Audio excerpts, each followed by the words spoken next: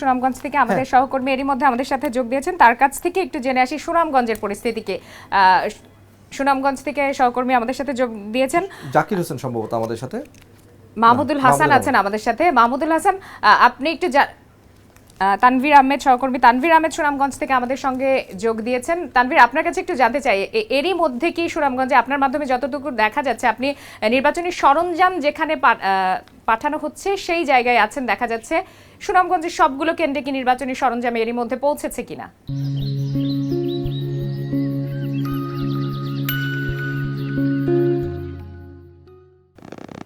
দেখুন, আপনাকে যদি জানিয়ে রাখি যে সুনামগঞ্জে 5টি নির্বাচনী আসনে 720টি ভোট কেন্দ্র রয়েছে। সকাল থেকেই এই ভোট কেন্দ্রে মালামাল পৌঁছানো হচ্ছে। আমি এই মুহূর্তে আছি সুনামগঞ্জ সদর উপজেলা নির্বাহী কার্যালয়ে।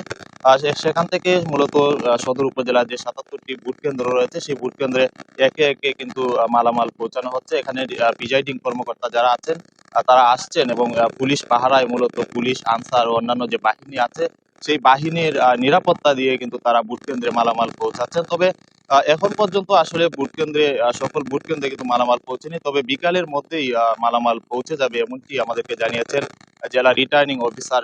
আপনাদেরকে যদি জানিয়ে রাখি যে সুনামগঞ্জে 720টি ভোট কেন্দ্রের মধ্যে অতি ঝুঁকিপূর্ণ ভোট কেন্দ্র রয়েছে 89টি ভোট কেন্দ্র। সেই ভোট কেন্দ্রগুলোতে কিন্তু নিরাপত্তা চাদরে ঢাকা হয়েছে এবং সেখানে সার্বিক যে পরিস্থিতি এখন পর্যন্ত যেটি আমাদেরকে জানানো হয়েছে যে এখন পর্যন্ত ভালো আছে। আগামীকাল সকাল 7টা থেকে কিন্তু ভোট গ্রহণ অনুষ্ঠিত হবে। তো সব মিলিয়ে বলা যায় যে সুনামগঞ্জে যে এখন পর্যন্ত সার্বিক পরিস্থিতি খুবই ভালো আছে। আগামীকাল ভোটাররা তাদের পছন্দের প্রার্থীকে উৎসবমুখর পরিবেশে ভোট দিবেন, এমনটি আসলে প্রত্যাশা করা হচ্ছে। আপনার মাধ্যমে জানতে পারলাম যে সুনামগঞ্জে, অর্থাৎ সারা দেশের মতো সুনামগঞ্জেও উৎসব মুখর পরিবেশে ভোট দেওয়ার জন্য মানুষ মুখে আছে এবং একেবারে শেষ সময়ের যে প্রস্তুতিগুলো রয়েছে সেগুলোই সম্পন্ন করছে নির্বাচন কমিশনের পক্ষ থেকে।